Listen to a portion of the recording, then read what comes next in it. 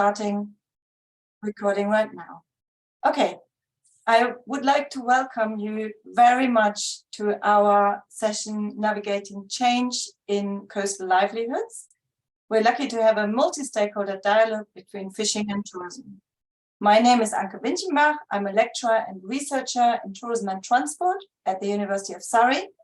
And my main research areas are the intersection between fishing and tourism. And I'm interested in what people experience in terms of their identity and dignity when they transition from fishing to tourism. And also the challenges and opportunities related to living and working near the coast. I am joined by one of my students to help me to arrange this, this event, who's Louise Smith. So Louise, thank you very much. She's one of my final year students at the University of Surrey. This event is part of the Research Festival of Social Science from the ESRC, and it's an initiative to bring together academics and non-academics to discuss issues that are concerning society. So we're really delighted to have so much interest. So glad you're all here. We have over 130 participants registered. We're going to record for those who can't be here today because we have people literally from every corner of the world signed up. So the recording will be shared on the ESRC's YouTube channel, and I'm going to send you a link as soon as that is available.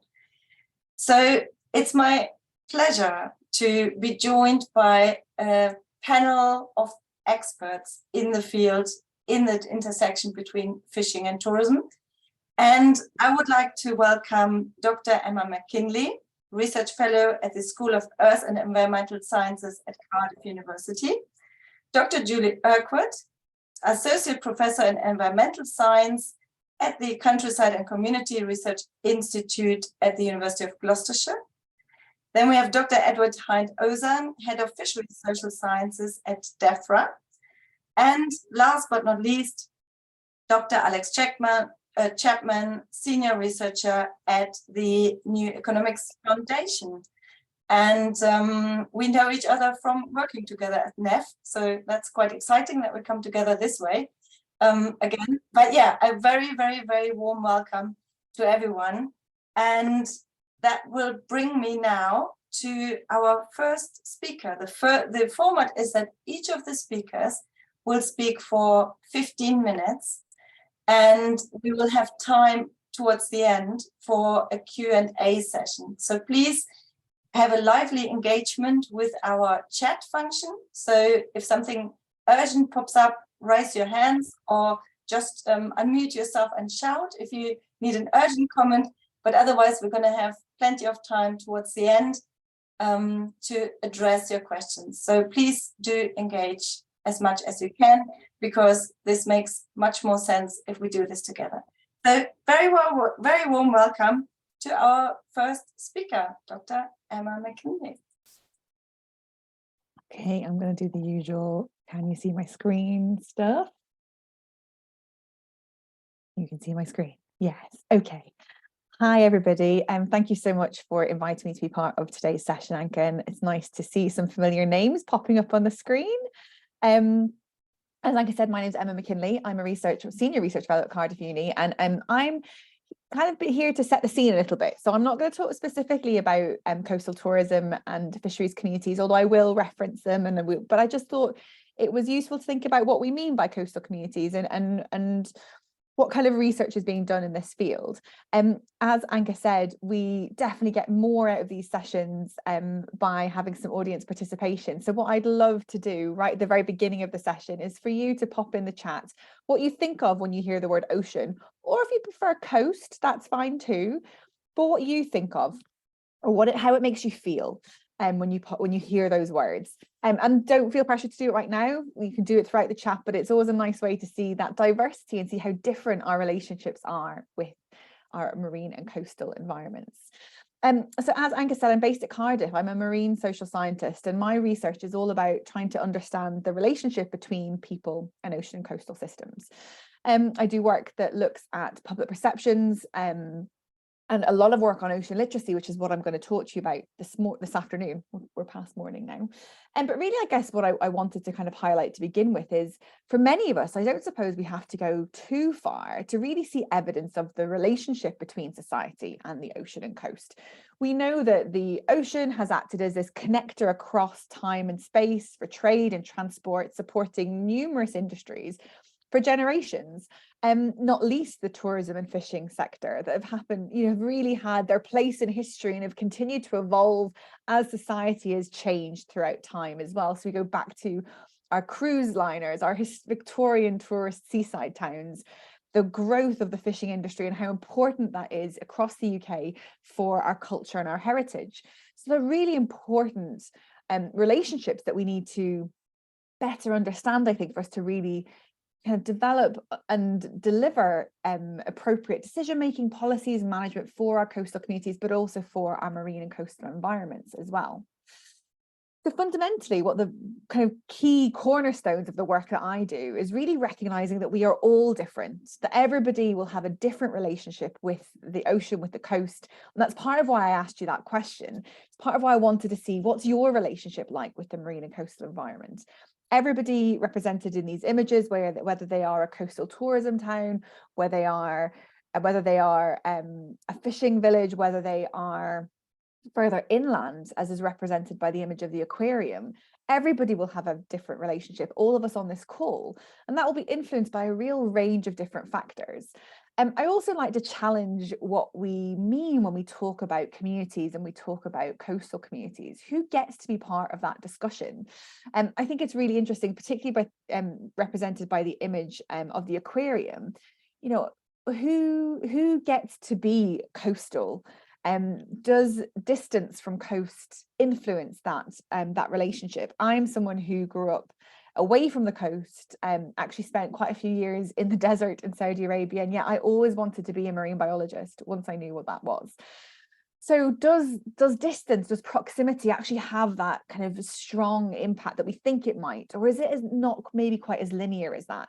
And that's a lot of what I'm really interested in understanding. So as I said, I'm a marine social scientist, and excuse me, that field of work has really started to develop really quite strongly over the last few years, building on work that's been around for 30 years or so, all trying to understand this very complex, very interconnected, diverse sets of relationships between people and the sea.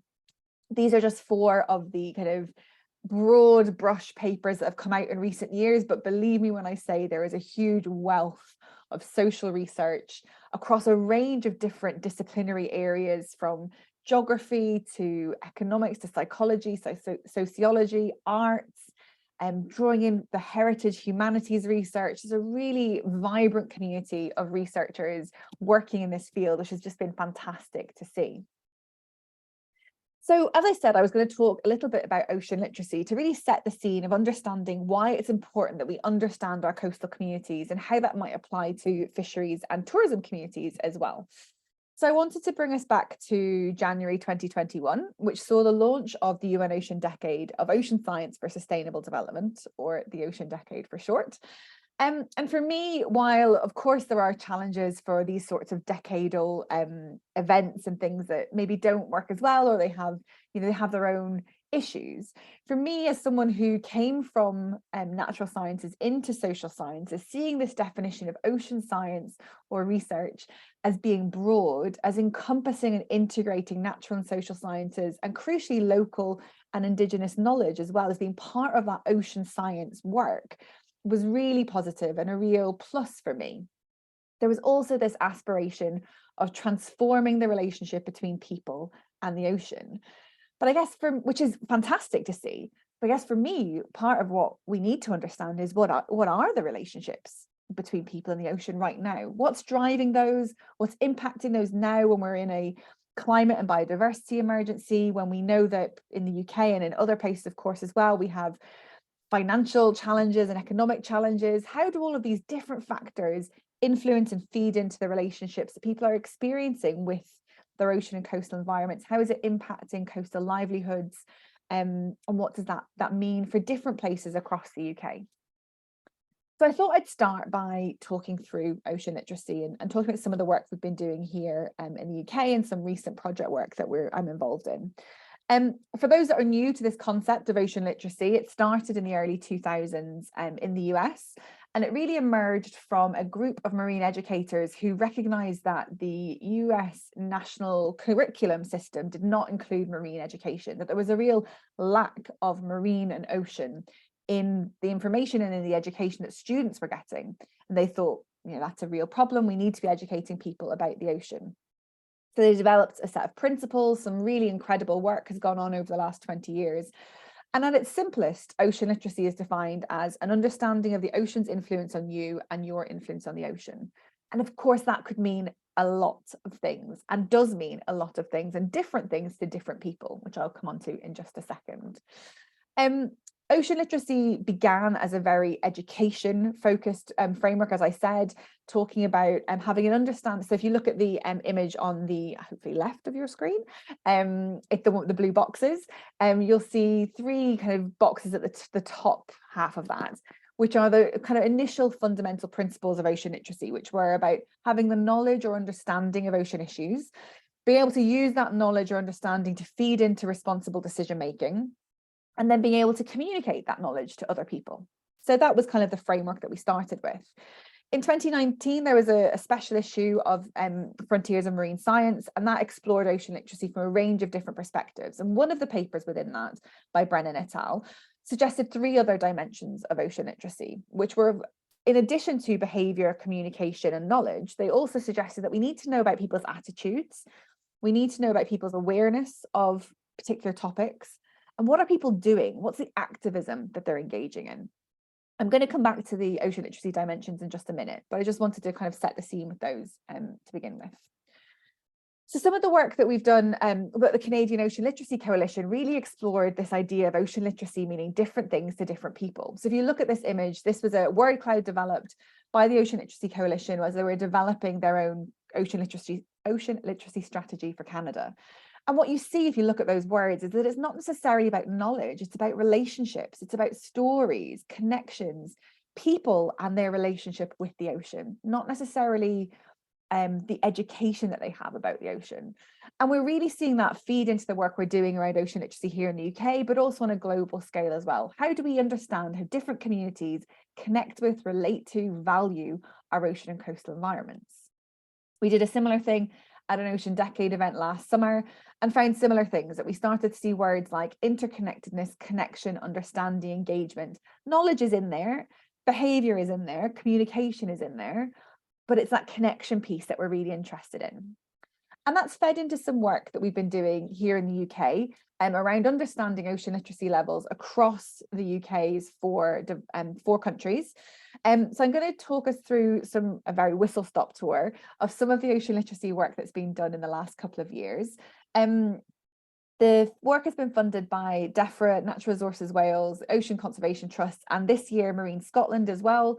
And it started as a review of ocean literacy concepts and what that means in a UK context. And I'll come on to that in a second.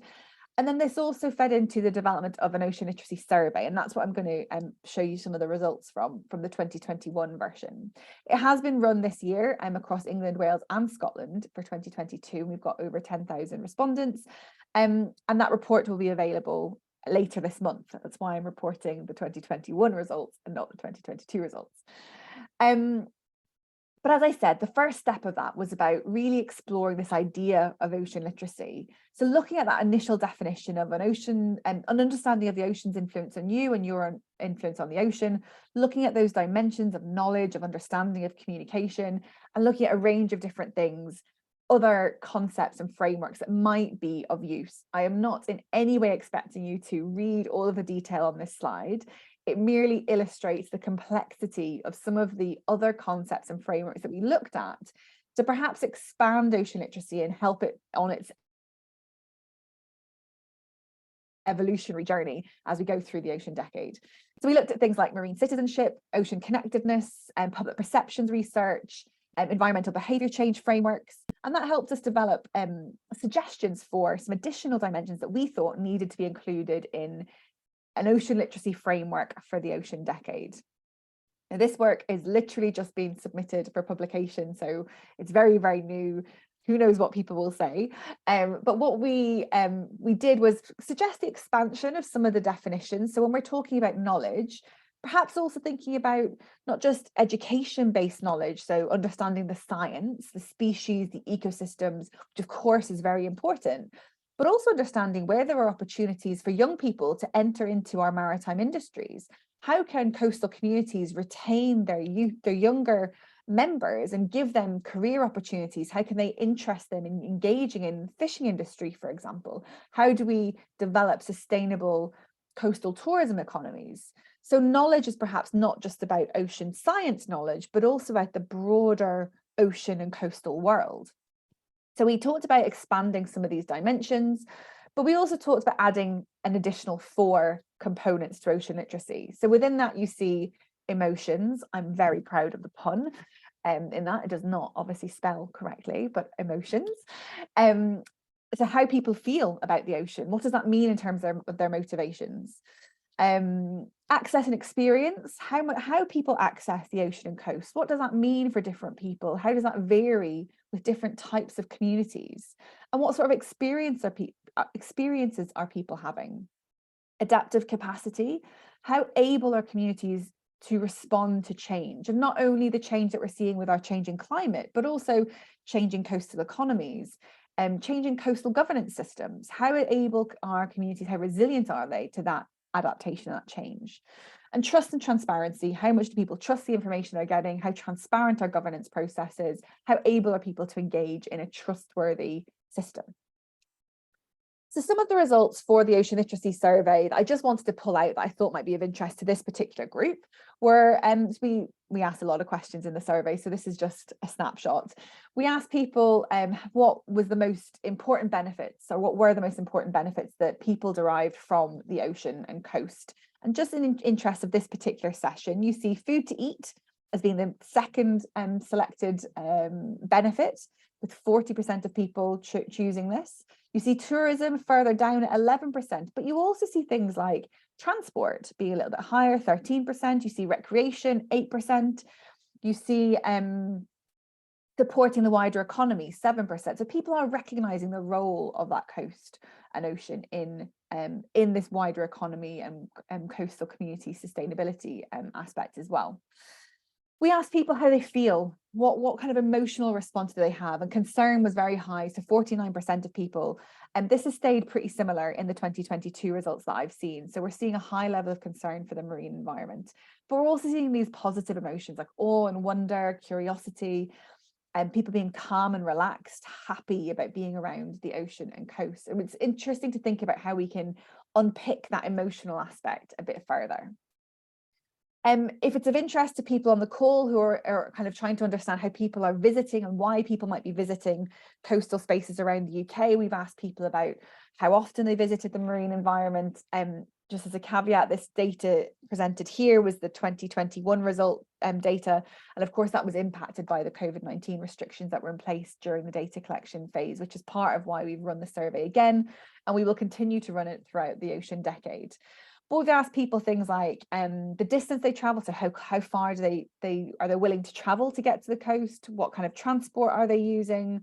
How often they're going to particular types of environments. So you see things like coastal and seaside towns being visited most often. So 92% of people have visited at least once in the previous year, and that's even with the restrictions in place.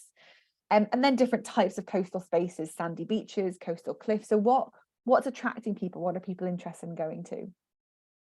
We've also got data on whether or not people were going to designated sites, and my slides changed, sorry about that. And also what sorts of activities people were undertaking. So what kind of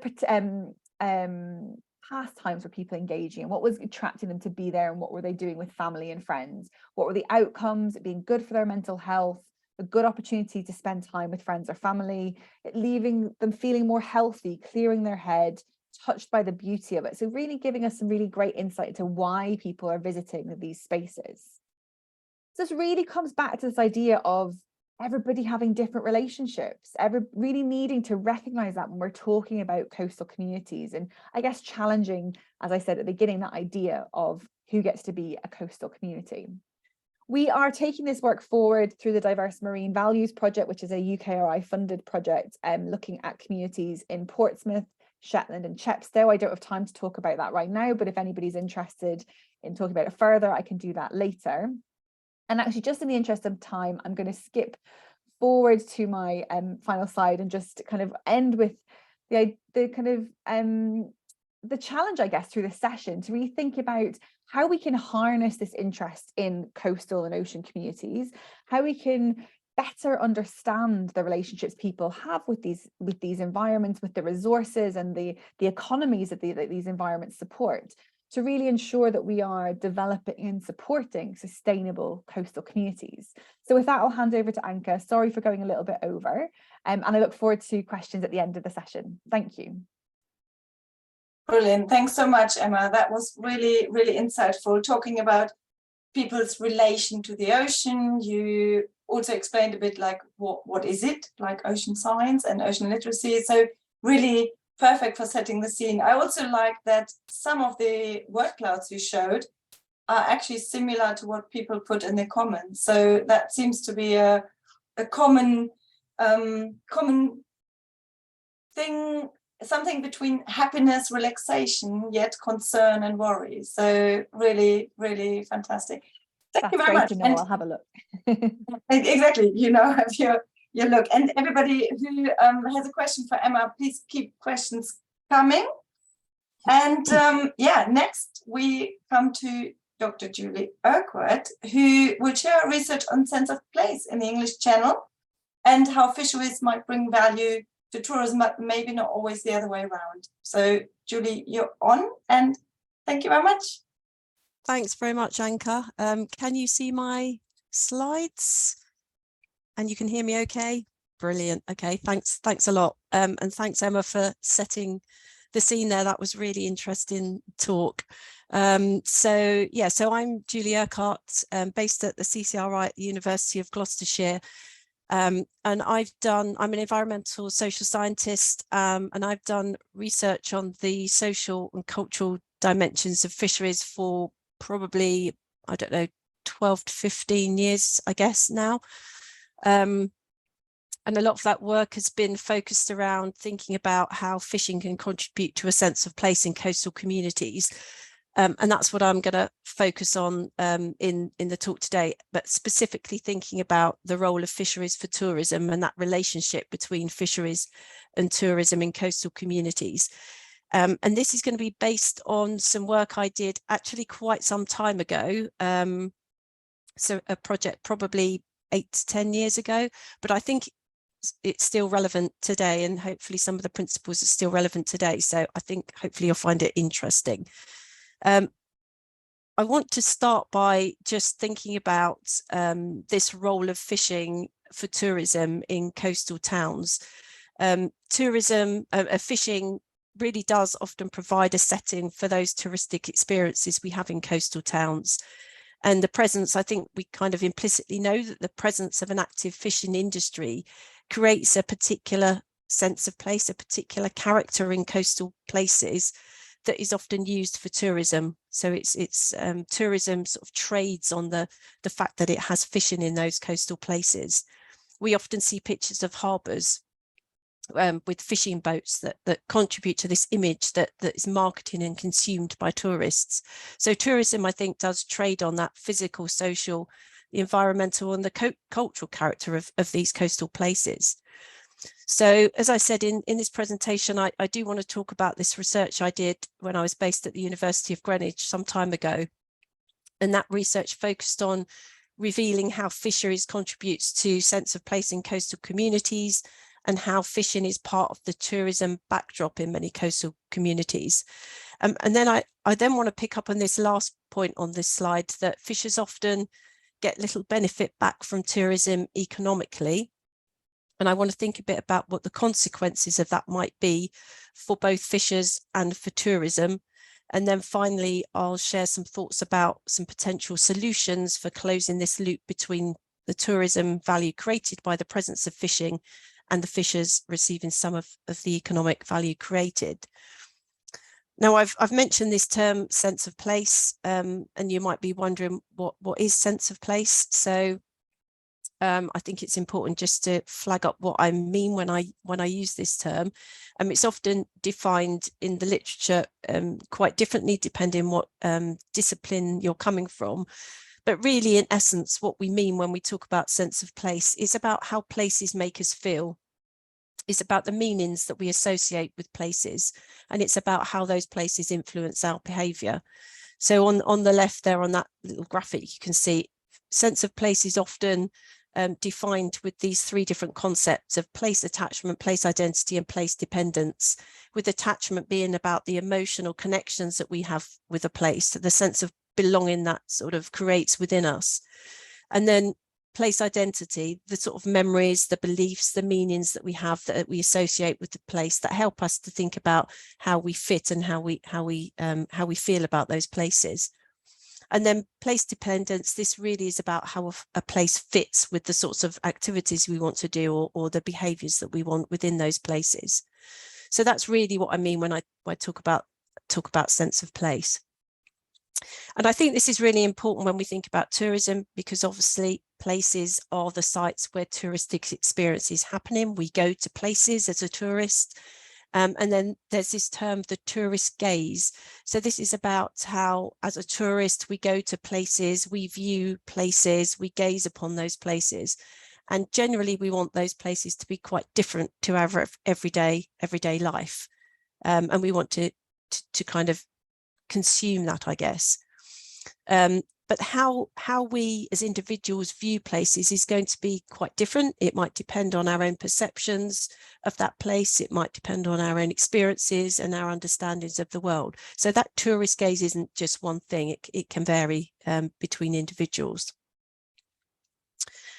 So as I said, I'm going to be drawing on some work that I did when I was based at the University of Greenwich. And this is 3 projects that were undertaken between 2009 and 2014. And these were all European funded projects, and some were focused on England and France, and some were also including the Netherlands and Belgium. So a lot of the work we did a lot of visits and a lot of interviews and surveys in England, France, Belgium, and the Netherlands. And that's what I'm going to be drawing on in this presentation today. We also involved a photographer who undertook quite a lot of photography as part of the research across those different countries. And as researchers, we also undertook photography to capture this idea of what the material culture of fishing might look like in coastal communities. So I'm going to use some of that work to paint a little bit of a picture about how fishing contributes to sense of place and its tourism values in coastal communities. And what I want to do first is so I've got here a quote, and I've also got some economic statistics that I just want to use to flag up the importance of the tourism value of fishing. So this quote, it was from a tourism provider in a fishing community in France, and I think it sums up nicely about the contribution that fishing can make to tourism in coastal communities. So what they said was fish has always got a value, and then there's the attractiveness that creates that's created for tourists. They like to come here, and they like to come and they like to see the boats landing and the fish and the whole activity going on in the port. And when they're going back out to sea, the tourists like to see that. So it's all about the tourists watching what's happening, watching the fishermen coming and going.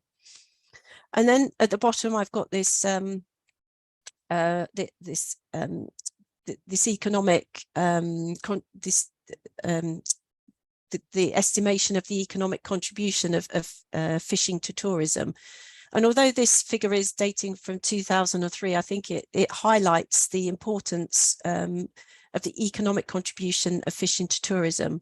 So this is in Hastings in southeast England. So tourism spend was estimated at 2% of the 110 million annual tourism spend in Hastings per year. And although that doesn't seem like a huge amount, if you think about it, actually accounts for double the 1.3 million that fisheries get from landings, it's actually quite significant.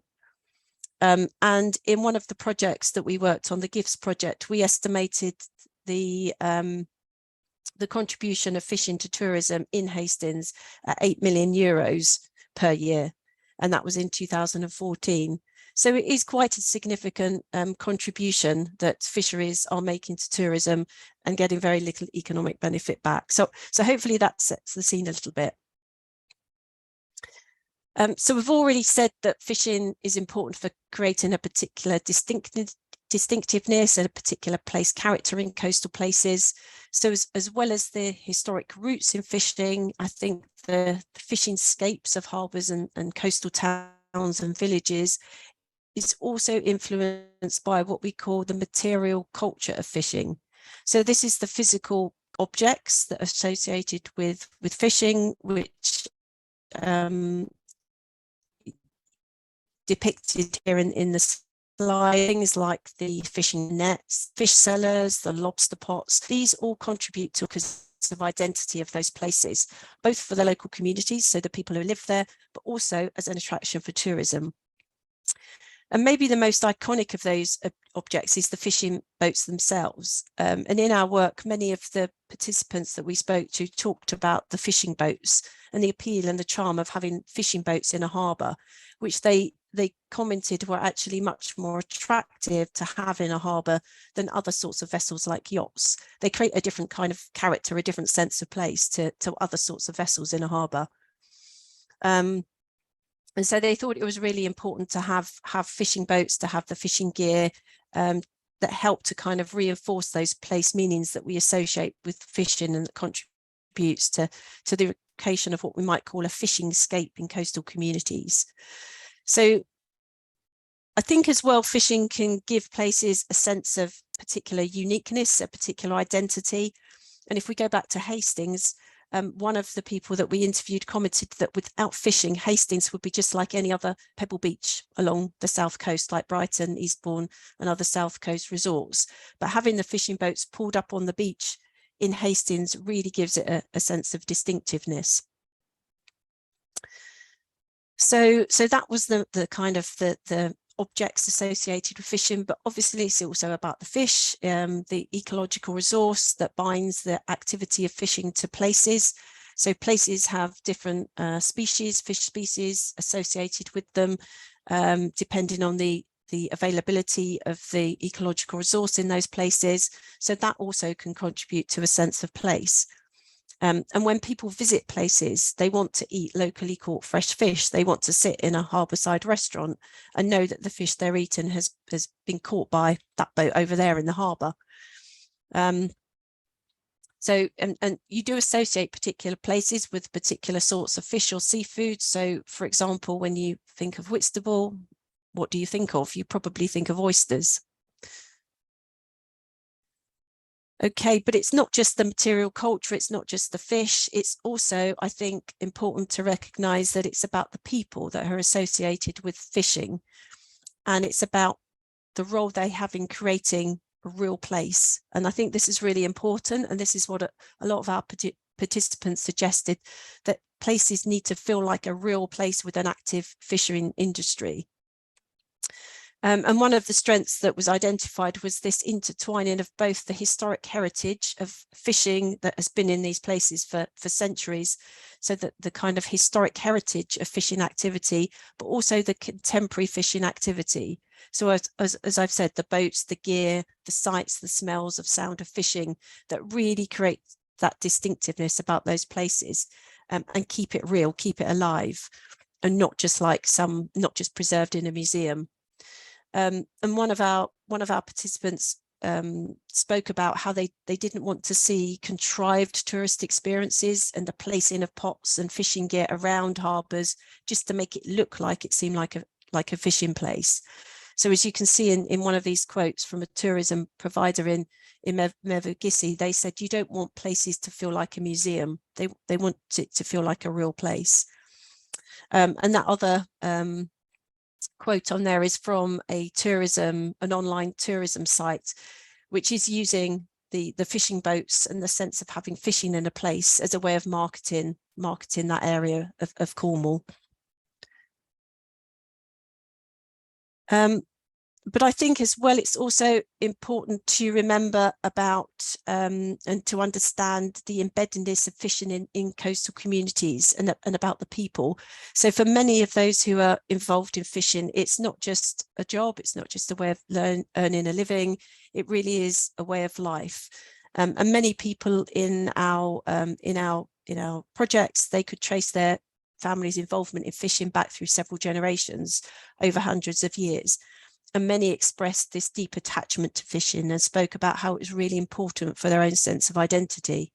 As you can see with this quote here, the fisherman in Cornwall said, "It's in my blood. When you speak with a lot of fishermen, they will always say the same. Once a fisherman, always a fisherman." I've got another quote here, which I don't know if it'll work, but I would try it. No, doesn't seem to be working. Sometimes it does and sometimes it doesn't. So I think it's important to remember that for many coastal communities, fishing is part of a broader network of social, cultural and economic activities in these fishing places. And fishing is really quite deeply embedded within the traditions, and it's often referred to as a glue that might hold communities together. And I just want to finish the sharing of the thoughts from those research projects with a little bit of unpublished data from a survey that we did across the 4 countries that we were working in, that tried to collect some information about the role of fishing for tourism. And you can see in this that So the scale is 0 to 5 demonstrates the degree that people agreed with these statements on the left-hand side. And you can see that there was really strong agreement with these statements. So people felt that coastal restaurants should support local fishermen. People like to go and watch fishermen land their catch. Image of fishing as a fishing place is dependent on having an active fishing industry. So again, going back to the point about it needs to feel like a real place.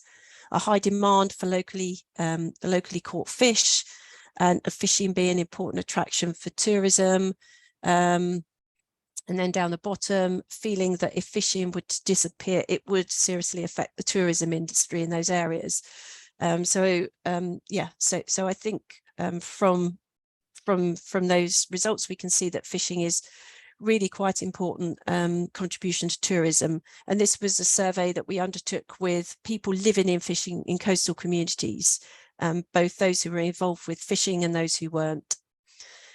So I just want to finish up with some thoughts around the challenges and risks and some potential solutions to some of these issues. I mentioned at the beginning that the tourism industry is able to capitalise on the presence of fishing, but fishers might not get any benefit back from tourism. And I think the risk of this is disconnect is that we are seeing a steady decline in fisheries due to the sort of global fisheries crisis. And therefore, we're seeing a decline in the number of boats in fishing places. And this is particularly an issue for the small scale sector or the inshore boats. And these are often the ones that have the most cultural value and the most contribution to tourism. And as a result of that, that's got potential then to reduce the attractiveness of those places to tourism or to change the character of the sense of place. And the question then is, would that lead then to a need for an inauthentic representation of fishing? Would it lead to the need to put out pots and nets around the harbour to maintain that fishy feel in those places for tourism? And alongside that, the challenges of being able to make a living from fishing, I think it's also important to recognise the flip side of that, that fishing can have an impact on fishing communities as well. It can tend to increase house prices, so holiday and second homes, and that can make it quite unaffordable for local people to buy property in the area. In one of our case studies in Cornwall, we found that where previously all the fishing community had lived really close by to the harbour and close by to each other to create a particular community there, they could no longer afford houses in that area. And all of those houses now are holiday homes. So they had to move out to cheaper housing estates inland. So I do think there is a clear disconnect between the value that fishing brings to tourism and the benefits that fishing get back from tourism. While I don't have all the answers to this, I'd like to suggest some potential areas for consideration. And I think in many ways, some of these things are already being implemented, but I do think there's a need for a stronger embedding of the fishing industry into wider economic strategies for coastal communities. So I'll just finish off with this last slide about some potential solutions for realising the tourism value of fisheries for fishers. I think the obvious one probably is around this idea of diversification. So fishers taking up employment in the tourism sector, whether that's through boat trips and offering fishing trips, etc., employment in hospitality through B&Bs or whatever. But I think it's really important also to think about how we could be increasing the stability of the fishing sector. So this might be through improving the value of the product itself. So fishers can capture more of that value. And that might be through improving local supply chains. So having direct input into the hospitality sector. So it's really important to think about how we can show provenance from the catch. So who caught it and how, including that on menus in coastal restaurants and so on. That can be a really important way of helping to develop those supply chains. I think the other way is through recognizing fish as a place-based food. So often fish, as I mentioned earlier, fish and seafood is quite place distinctive, occurring in particular places. Not all of them, but some of them are. And many of them have UK protective geographical food and drink names. In the UK, we've got 14 fish or seafood products that have got protective name status. You might be familiar with some of these. So Whitstable oysters, Cornish sardines, these have all got protected name status. So that can really help. The other way I think is to be able to add value locally. That might be through local processing, rather than just selling the raw product onto fish markets, and also having accessible certification schemes that small scale fishers can get involved with. So some of the larger schemes like MSC are quite restricted and inaccessible for small scale fishers, as the membership fees are quite high. So thinking about how some of those things can be improved. But what I think is the most important is to recognise tourism value of fishing in local development of fisheries policies. So including objectives that take this into account, that take into account those cultural values of fishing and the tourism revenue that it generates because of having the presence of fishing in those places, and not just the value of the catch. And that potentially could lead to novel initiatives that promote sustainability between tourism and fishing. Perhaps something like a community supported fishery where local hospitality businesses might sign up to buying their fish only from local sources. But I think it's really important to think about how these sorts of things can be built into local development strategies. So I will finish there. Hopefully I haven't gone too much over time, and so thank you for listening. I've put up there just 4 papers that we wrote from those projects if you're interested to find out a little bit more the detail of those studies, and my contact details are there if you want to get in touch. But yeah, thank you. Thank you so much, Julie. There was a lot of food for thought, while a discussion in the chat was running about the meaning of the ocean and the sea. I can't wait to talk about that later. But Julie, you touched on really important issues here, and I think that resonates with many people, and that actually relates to this discussion, like what is our connection to the sea, the ocean, like how important are these fishing boats, and who benefits.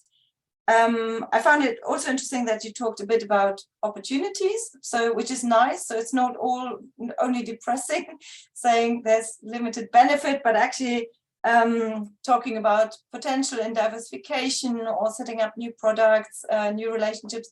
I must say, though, during my research, diversification was the main topic, and it's neither simple nor easy nor necessarily beneficial. There's people who benefit massively, even fishermen who say, you know, literally mental health and physical health improved.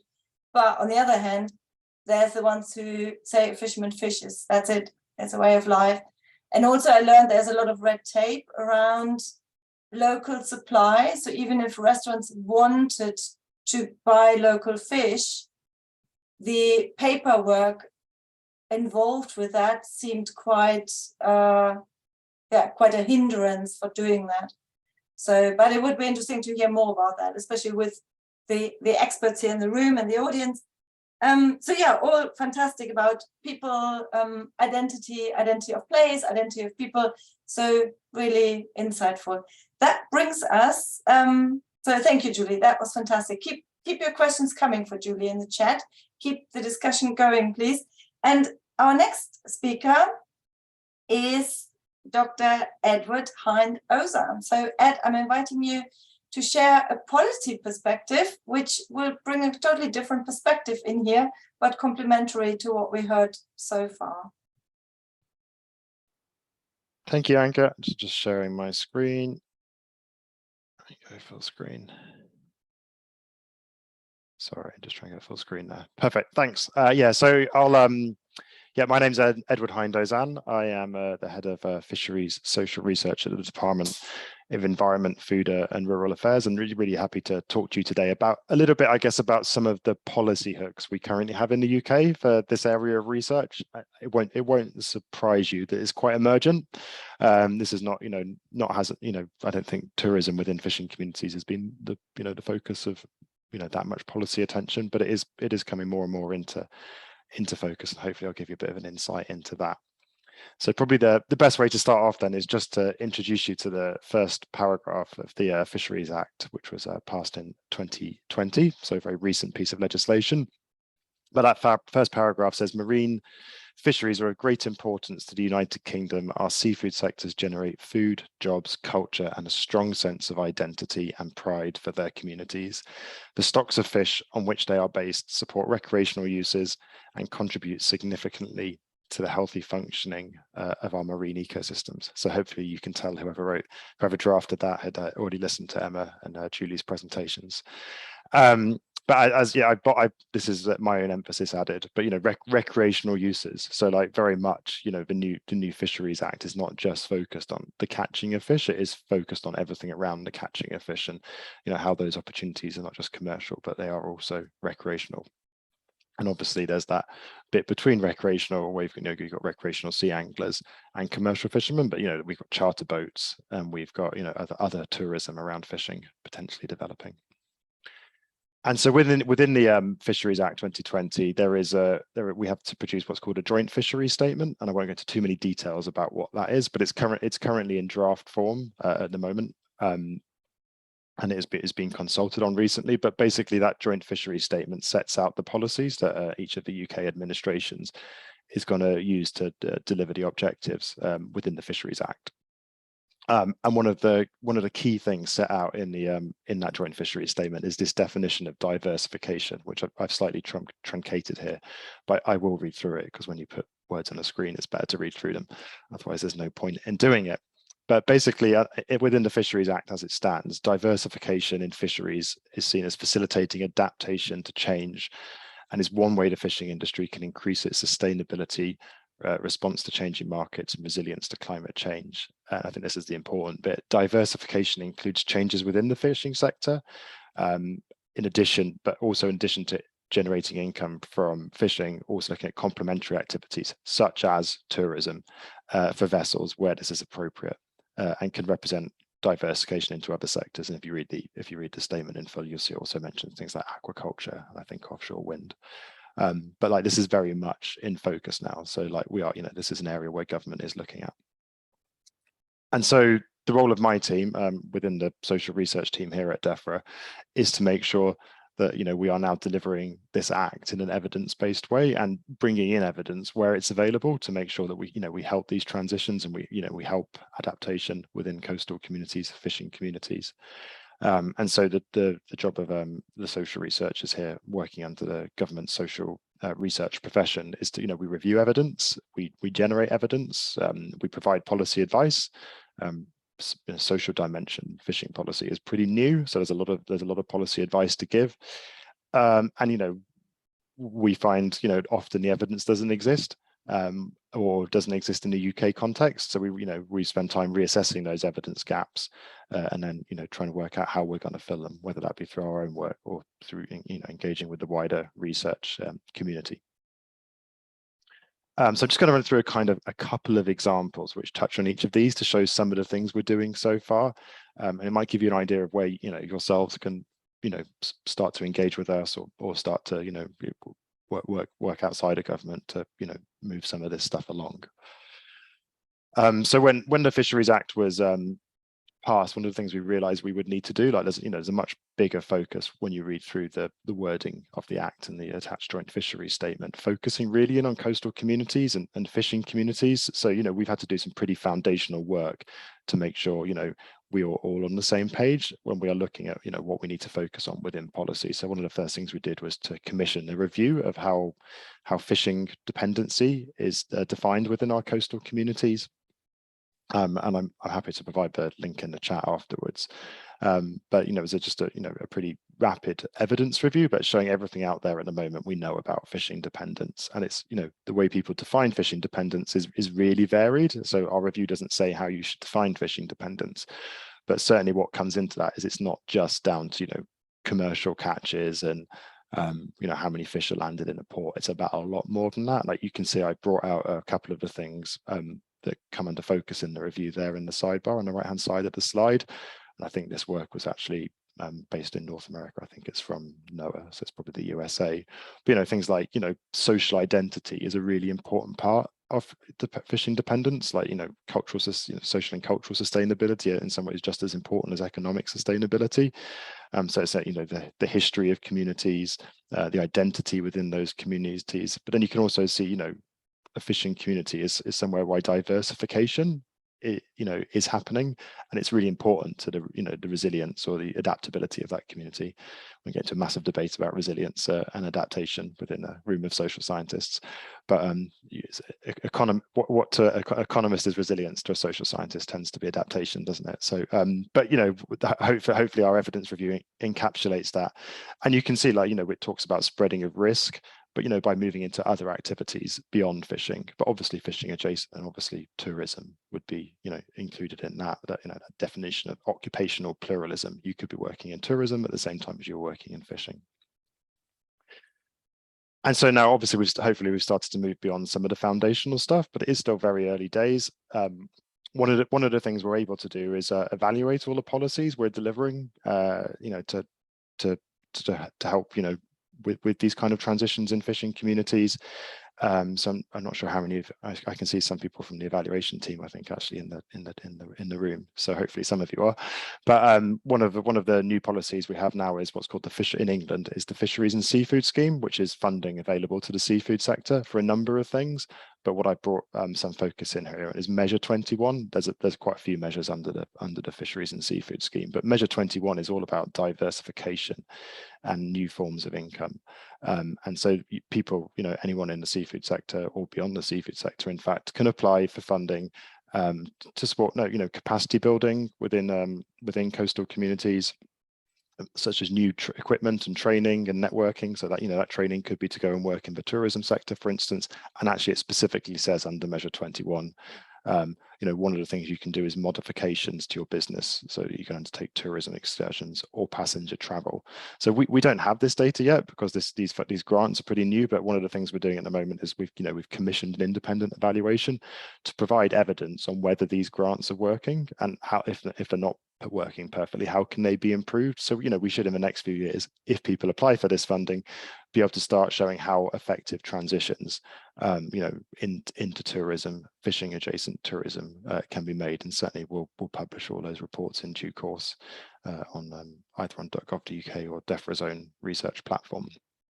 But that's one way in which we're starting to generate evidence. And how is evidence starting to inform policy, which obviously is another part of my job and the job of my team. We're still trying to get to grips, I guess, with some of the new policy hooks about where, these kind of transitions, these kind of adaptations can be made. But I've kind of highlighted probably there's a few opportunities within our new fisheries management plans. So one of the, the key pieces of, I guess, legislation under the Fisheries Act is, we now have to deliver across the UK 43 fisheries management plans. Some of those are single species fisheries, some of those are multi-species fisheries. But within each of those plans, there has to be, it has to be an environmental objectives. You have to meet, for instance, maximum sustainable yield. But it's also encouraged that all of these fisheries management plans also have economic and social objectives. So that we're not just pushing for environmental sustainability, but also economic and social sustainability. And it really is up to, at this stage, the people developing those plans, how they conceive social and economic sustainability. But certainly we would expect resilience and adaptation to be some of the things we start to see emerge in these fisheries management plans. So some of you may be involved in, have a chance to be involved in the development of these, and a focus on providing opportunities in tourism could be part of a social objective or an economic objective for a fishery. And one of the what we call a front runner plans. So there's currently a couple of these plans are already being put together. One is for sea bass in England and Wales. We're running it through a co-design process. So an organisation called Policy Lab, which is embedded within the Department for Education, have been facilitating workshops, online discussions, immersions all over the country, working with the both the commercial and recreational bass fishing sectors to come up with a new plan for managing bass. There is, it's not, and bass, it's a very, as the bass fishery is a really popular one. It's also one where there's a lot of, competing objectives perhaps, and there's a lot to unpick in there. But you've got people working on recreational vessels, charter boats, people fishing from the shore, and you've got also you've got a good commercial fleet. So there's opportunities obviously in there for how should we address the tourism around bass, and that's going to be from commercial fishers and from recreational sea fishers. So there's we've advised a co-design approach to be the best one to take there, because there's so many things to take on board. So our evidence is not just around what is good resilience, but also what processes, what are the best processes to take to ensure you're addressing this issue in the correct way. And I guess now we're at that stage where we realize there's quite a lot of evidence gaps around resilience and adaptation in fishing communities. It's not actually that researched an area. That's one of the things our evidence review showed. So we're really keen to hear more and more, and in any of those kind of things I've highlighted in the bullet points or beyond those. But we're not sure of all the social and economic benefits of fisheries tourism in UK coastal communities. Some really good examples from Julie there you saw at the beginning, but again, that research is quite old. Some of these things maybe need updating. We don't really know much about why fishermen and women adapt to the new strategies and what helps them do that. Are there barriers? Are there enablers to that? Hopefully some of that funding I mentioned earlier is an enabler, but what are the barriers to doing that? Where people want to do it? And what is the contribution of fisheries tourism to broader resilience within those fishing communities? Who else benefits beyond the people immediately fishing? How else does it support communities? So just to finish off, do get in touch. If you want to, we were often putting research contracts out there. You can go and find DEFRA, what's called our contracts finder. You should be able to do a Google search for that. We're always looking for people to do research for us. We do hold contractor open days, so do email me if you want to be if you want to come along to one of those where we talk about what research we'll be doing in the near future. And we're always looking for people to do sort of placements and internships and stuff with us. So if you want to come and see how government works, hopefully we can find opportunities for you to do that. But thank you very much. Thank you so much, Ed. That was another super inspiring talk. And I think most of us here in the room wouldn't have insight into how government works and kind of what your processes are, what your focus areas are. So really appreciate that you're taking the time to talk us through with some examples.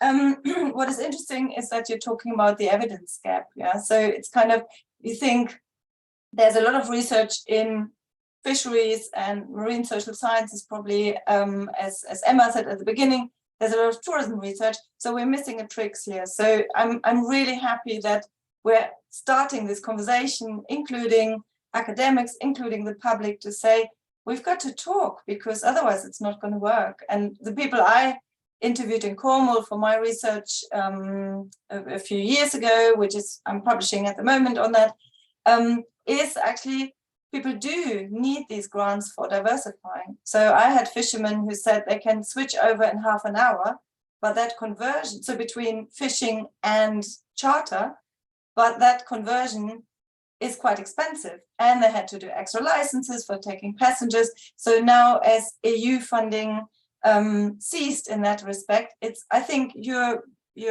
scheme will be very, very instrumental in that, and it will be interesting to see how people take that up. But yeah, so I from the people I spoke to, I know that funding was critically important. So really, really exciting, and good luck with delivering your 43 fisheries management plans. That sounds like a big job. So yeah, it will be interesting. So any questions for Ed, please pop in the chat. We will have time to talk about them. And yeah, so now you know how policy is made, what their participatory process is, which is probably quite reassuring for us lay people, or for even us academics to say, okay, they're having actually a really, a process involved where they're speaking to people and want to understand what social impact is as well. So super, thank you, Ed, for this. And Ed's colleagues in the room as well, all very insightful. So last but not least, I would like to welcome Alex Chapman from the New Economics Foundation. He's gonna help us to broaden the picture, because as we said at the beginning, maybe we're not all living by the sea, maybe some of us are inland. And then the question becomes, what does that mean for us having access to blue space, but also green space? And what is the social justice perspective in that? So welcome, Alex. We're very excited for you to be here. Thanks for having me. This is going to be wildly different, but maybe that's good to keep everyone on their toes. So I work for the think tank, the New Economics Foundation, charitable think tank. We work on issues related to social and environmental justice. Always important to have in mind the biases and funding issues behind think tanks, because a group of them recently did their best to crash the British economy a few weeks ago. Be assured that if you're looking to find out what our biases are, it's the opposite of those ones. And it's all on our website. So New Economics Foundation had a long-running program for a few years, what we called the Blue New Deal, which was looking at regenerating and re-empowering Britain's coastal communities. My colleague Fernanda led that, but she's on maternity leave, so you guys are stuck with me. I imagine there's probably people in the room who engage with that program and may even know Fernanda. I'm going to do a very poor job of trying to maybe bring some of the more recent context to the Blue New Deal and some of these issues. It's going to be quite macro, quite grand scale. It's going to be quite UK focused, talking about where we are in the current sort of political and economic landscape and what that means for coastal communities. I've used the word levelling up. That's what the government's terminology. I apologise. I don't particularly like it. I'm not even sure if they're going to stick with that one. They might change the word, but you know, the sort of general principle of what we're talking about here of you know, improving the social and economic outcomes of coastal communities. And they do need it. This is 2020 data. This one's measuring deprivation. You see here the difference between coastal towns and non-coastal towns, particularly looking at the area of the graph here showing higher deprivation. Residential areas of the UK, the deprivation is far more prevalent in coastal towns than it is in non-coastal towns. And this remains a pervasive problem across the UK. And we're talking here, of course, about millions of people in a very large community, very diverse, but fundamentally one that's been held back and is suffering far worse social outcomes at the moment, or at least pre our latest crisis. What does our latest crisis mean for this? Well, this was released, I believe, about 2 days ago. This is an analysis by the ODI of the latest index of fuel poverty risk, and it ranks local authorities by their level of fuel poverty risk. And we see in amongst the top 20, some of our quite familiar coastal towns and cities occurring quite frequently, and are likely to be suffering quite considerably right now from the energy bills crisis.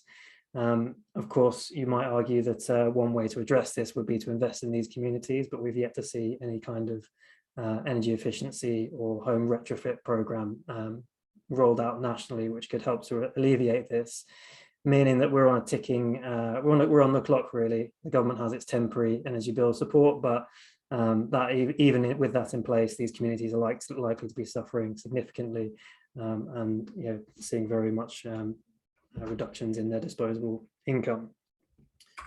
So what does levelling up mean for those communities, and how does it interrelate with that? Well, this is from the government's white paper earlier this year, although it's old news now, despite only coming out about 7 months ago.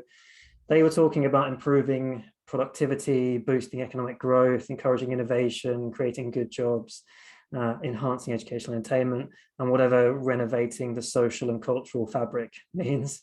Looking at this, I'm left wondering exactly how this relates to actual well-being and people's quality of life in these areas.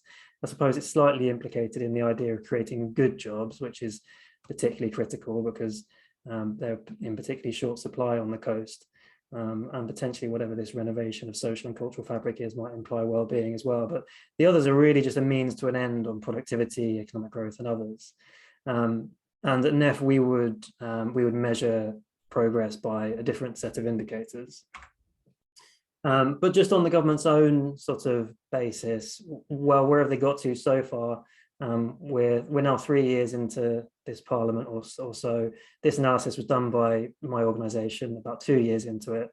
And you see 2 years in that the incomes of the richest, particularly the richest 5% of society, but also the richest sort of 10 to 20%, had increased significantly over that time, and the incomes of the poorest had declined significantly. So there has been no levelling up over the last, at least over this period, which was the first 2 years of the parliament. And when we see these graphs which float around all the time, and you're going to see lots more in a few days' time when the next budget comes along, when we're looking at that bottom end of the tail, we are talking particularly about coastal communities. In fact, Blackpool is on most metrics the poorest town in Britain.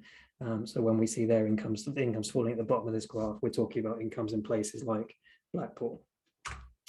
So NEF has its own vision. What I say, we have our own vision. The Blue New Deal was co-created with a huge range of different stakeholders, many of whom are probably on this call, and around the UK, communities affected by the kind of decline of the coastal economies, and various other institutions that played into it.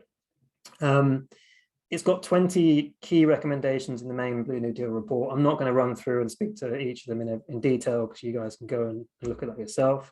Just going to mostly focus on the headlines of the sort of different sections that it talks about.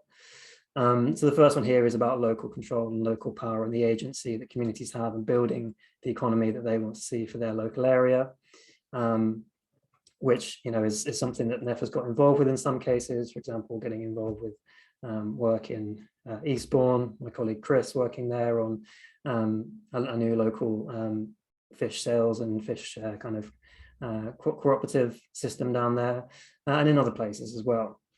But where are we? Where's the progress since? I mean, the Blue New Deal was initially sort of co-created in around 2018. Where are we now? Well, I thought just in the news the last few days, an interesting example of where we are on that is, and this is a weird segue, but it will make sense in a second. The Bristol Airport High Court case, which is currently running in Bristol, was just finished in Bristol. I recommend reading the latest news on it. It's quite an interesting set of decisions. Basically, North Somerset Council, which the main town of North Somerset Council is Weston-super-Mare, a coastal town, which obviously historically had a very strong tourism economy, said no, they don't want to permit the airport to expand because it would have significant climate damages and also questionable economic benefit. The government then overruled that local decision and said, no, you must approve this and this must go ahead. And that's, of course, now being challenged through the courts. And interestingly, the argument for why they overturned that decision is that the airport's expansion will be good for the local economy. Looking at the graph on the right of this slide, you see the trends of, in yellow, spending on or losses to international tourism as spending has moved overseas, and in blue, the health of the domestic tourism economy. Basically, they are opposites. As you see in recent years, international losses to international tourism surging ahead of GDP, and the domestic tourism economy lagging behind GDP growth. Now, why I think this Bristol Airport decision is interesting, because it's a demonstration of how actually the government has broadly a disregard for local agency over how the local economy might work. But also, this is not the only airport expanding. There's another 8 or 9 of them, which will all drive international tourism out of the UK to the detriment of coastal economies, to the detriment of coastal hospitality, and as a result to also losses to local fishing industries in those areas that supply hospitality in those areas. So that's just, I thought, an interesting example to make it topical. There's also the question about tax policy, which I think we're going to see changes coming in this space, but we're still waiting for reforms to things like business rates that allow local areas to take agency over how they raise money, how they spend money, and ultimately what they incentivize in their local area, whether they want to put incentives in place to help local fisheries or help local tourism industries to thrive, or they want to put them in competition with other higher productivity areas around the UK, or underfund them, as we've seen for the last decade or so. Moving on, then, the next area of the plan is broadly speaking about investment. I won't go through all of these different headings, but it's about investment. It's about investment in nature-based approaches to restoring areas of the coast, investment in adaptation, in the infrastructure of fisheries, but particularly the infrastructure of supporting local businesses and attracting, of course, local tourism as well. What is the current context of investment in the UK? Well, first of all, in terms of public sector investment, it's not as bad as it was in the 90s, but we are still chronically low in terms of public sector overall investment compared to where we were in the 60s, 70s, and early 80s. That's the figure on the left.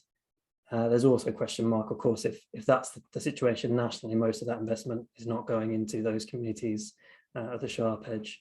So if I was to break that down just for coastal communities, it'd be a lot lower. But of course, the tendency at the moment is to rely on the private sector to provide investment in these types of places, or at least that's the ideology of the approach seen over the last sort of 10 years or so. But we're failing in that regard too. On the right-hand side is a European comparison, a G7 comparison of the levels of private sector investment. And you see the United Kingdom lagging behind every other country in the G7, US, France, Germany, Italy, Japan, Canada, for private sector investment. So first of all, we have a chronic lack of investment in this country.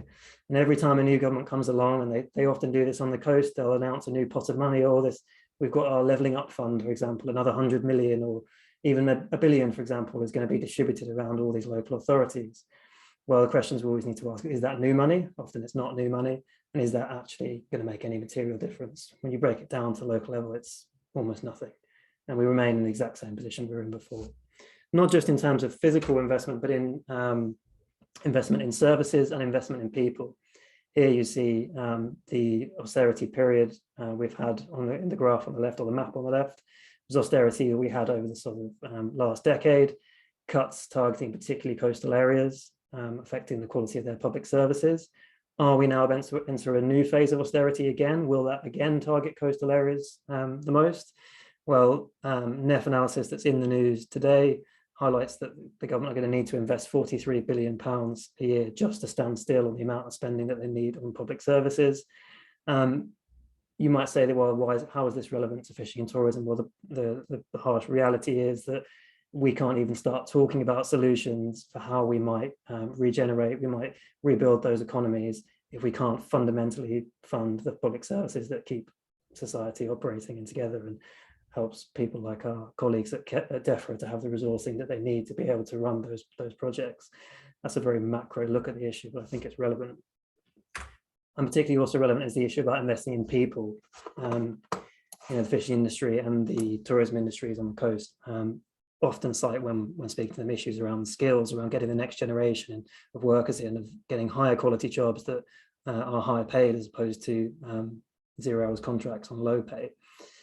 Well, at the moment, where we do okay is on junior, lower fundamental skills. We're doing all right with getting apprenticeships and some college qualifications done at a very junior level. But to level up, you need to go higher than that. You need to go to qualifications at the intermediate and higher level.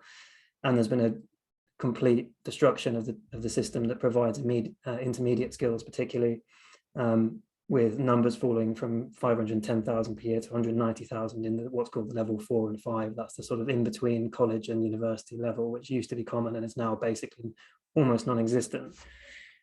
Interestingly, coastal authorities are aware of that problem and actually do okay. They outperform the national average when it comes to transferring intermediate qualifications, particularly in Wales, where they do extremely well, but also in Hull, Barrow Furness, South Tyneside, you see I've listed there, are outperforming the national average, but that's a very, very low bar. But where it gets even worse is in the delivery of skills at the degree level. You'll see the map on the right with the relative different performances on degree level. And you see here that some of the lowest performers in the UK at delivering degree level qualifications are Barrow and Furness, Blackpool, Tendring, Great Yarmouth, Copeland, some of the classic held back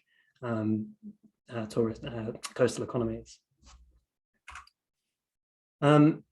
Just on the tourism issue, I wanted to highlight point number 10 here on the Blue New Deal's sort of program for restoring these areas. It's not just about obviously tourism, I suppose, in its more abstract and typical sense, but we're also talking about nature-based tourism and how natural assets are utilised for both bringing people to an area, but also keeping people in an area and making people take pride, helping people take pride in their local area, which is obviously a critical issue that's a challenge in coastal areas where there's kind of general loss of love in some places for local areas, stemming particularly from a lack of investment.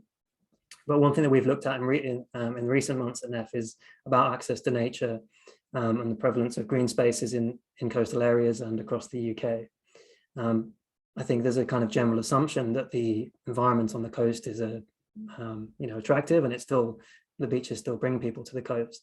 But actually the idea, whether we've invested enough in nature on the coast, I think is highly questionable.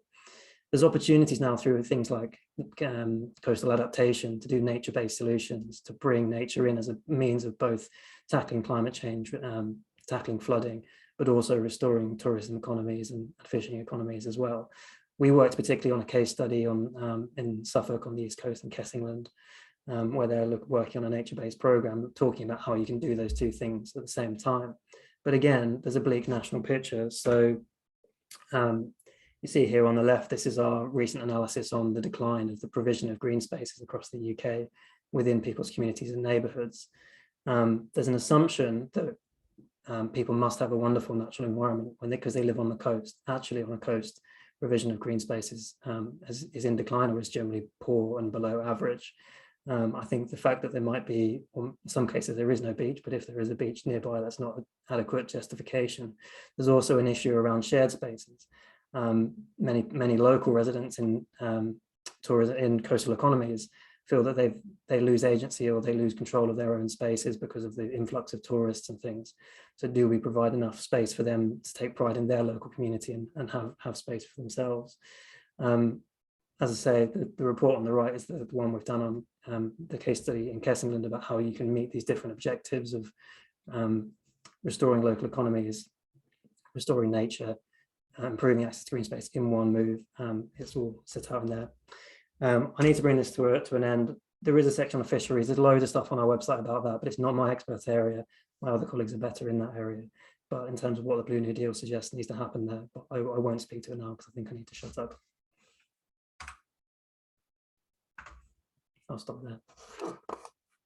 Thank you so much, Alex. Your perspective was yet another piece of the puzzle, actually. So you brought together the bigger picture and actually made this very important point that where fishing meets tourism, and for that, any of that to be successful, obviously there needs to be funding. So, and quite a bleak picture in terms of leveling up. So not sure, we need to lift this up somehow to more hopeful end. But yeah, really insightful. And I love the links you're making, but also you partly provide the evidence. And I know NEF is delivering evidence to Whitehall, right? So you're the link kind of sometimes to government to say, we have some evidence here. Sometimes they're willing to listen to us, sometimes not. yeah, well, and that's good, because people working on the same issue from different perspectives. So I would love to open the floor for questions, and I think we had. Shall we start with to uplift us a bit? You got some great comments there, Alex. To uplift us a bit, to have a discussion about the sea and the ocean and the Atlantic and what it all means. So Emma, I think that was starting when you asked people what it means, but then it also when you mentioned the ocean instead of the sea. Shall we take a couple of minutes? So we have 10 minutes now, so we need to kind of whiz through some of these things.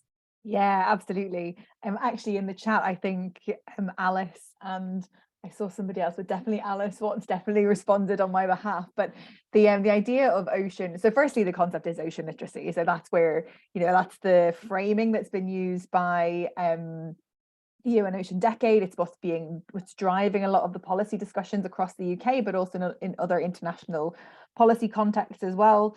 I had this my own existential crisis, I suppose, when I was doing my own work with my PhD years ago, like whether I called it ocean or marine or what word I use. So I completely understand, and I have my own kind of fluctuating and ever-changing thoughts about that. But as Alice quite rightly said in the chat, the idea of ocean comes from recognizing that the ocean is all connected, that there is one ocean with many features. That's the first principle of ocean literacy.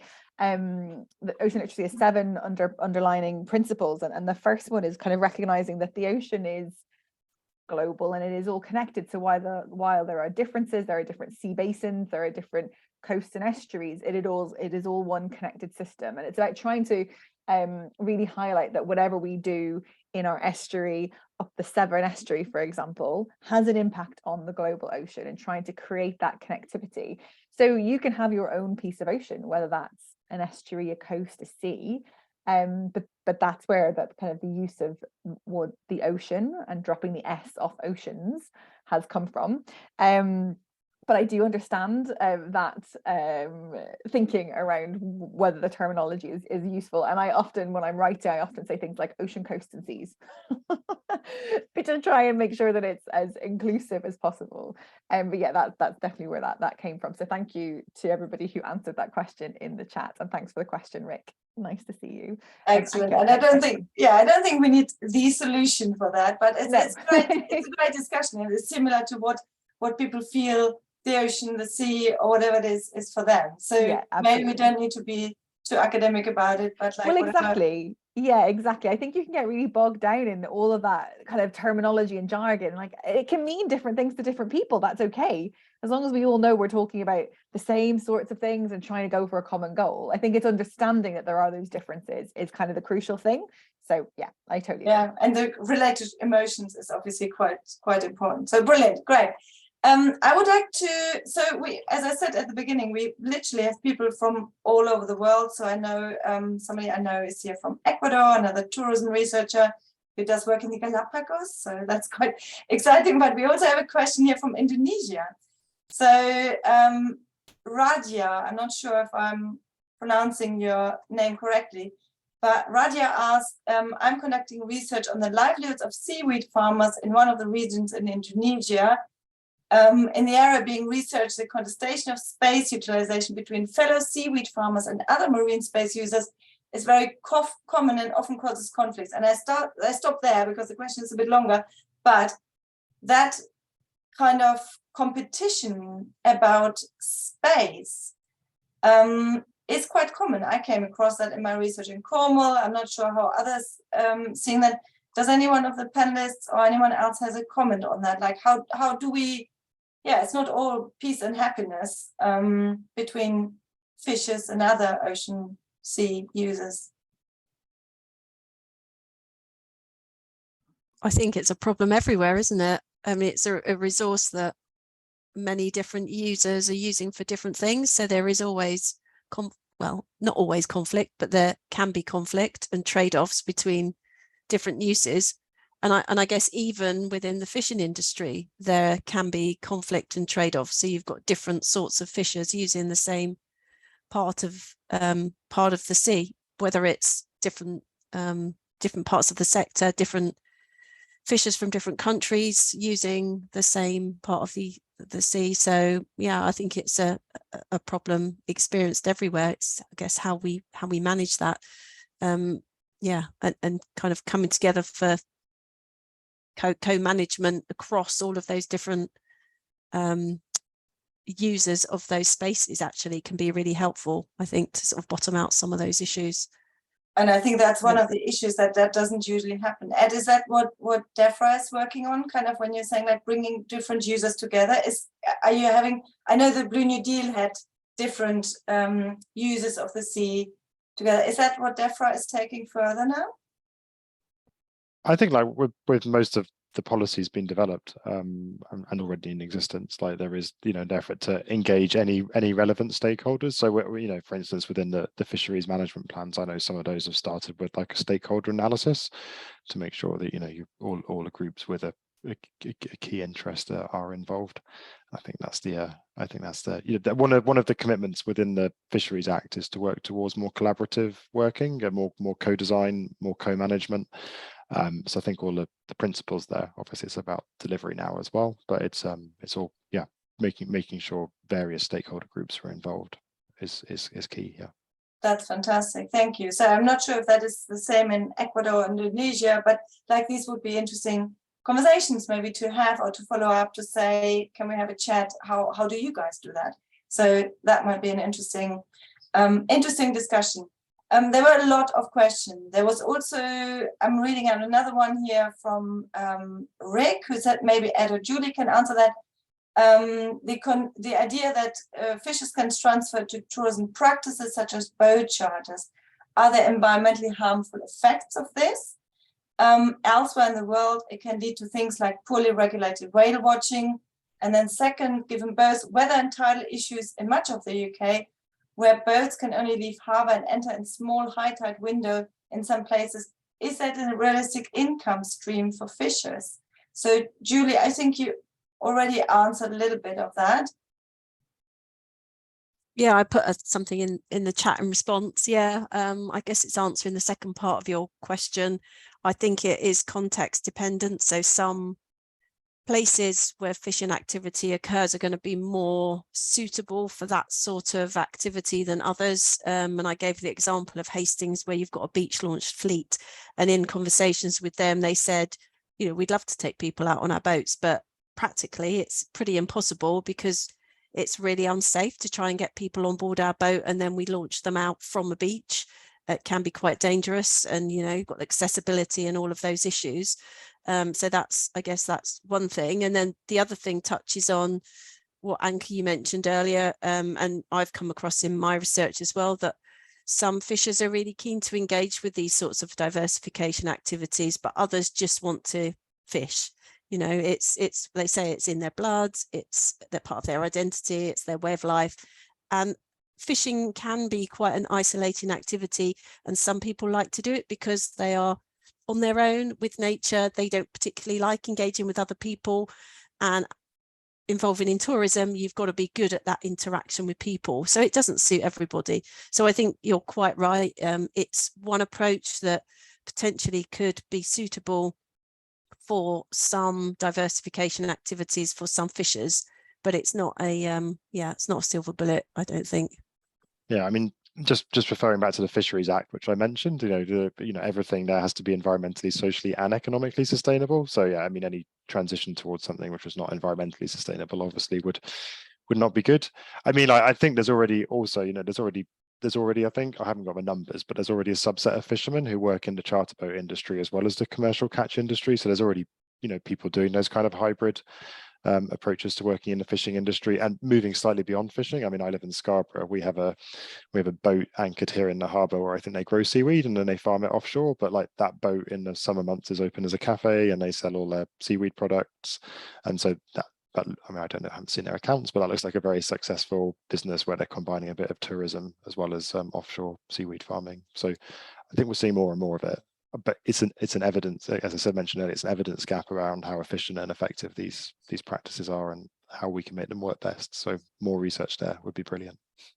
Yeah, excellent. And with the people here combined on the call, so there's consultants, there's academics, there's people working in think tanks, policy, but there's also members from the general public. So I guess if we have buy-in from many people, or if we can agree on that as something of interest, to actually fill that gap, to say, what is it? What does it look like? What do people experience who live in local communities? So really, like, what do people experience when they transition from one work to another, or doing both, having plural employment? So with this in mind, so as I said, it's unlikely we come up with some solutions, but we probably have some good food for thought, and hopefully there's a chance to continue that conversation, because I find it very reassuring that at some point we had 40 participants. So that is really shows that people are interested in this topic from different perspectives. So it was such a pleasure to have you all here. Thank you, especially for our panelists. Thank you for Louise for helping with the event. Thank you for everyone who came. We will share the recording as soon as we have it. It will go in the ESRC's YouTube channel. We also, if the panelists agree, will share your slides as PDFs, if you're happy with that. Yeah, so we do that. And also a lot of people shared, or some people shared some links to their own work. So if people are happy, I attach a copy of the chat to what we're sharing. So people have all the information, but otherwise, please do get in touch with each of us if you need more information, if you're interested in doing research in the areas we talked about, specifically tourism and fishing intersection. All of us are interested in this, and just email me and we can arrange a separate meeting. That would be fantastic. So thank you so much, everyone, and have a good evening, afternoon, morning, day, wherever you are in the world. Thank you, Anke. Thank you, everybody. Thank you. Thank you. Bye. Thanks. Thanks.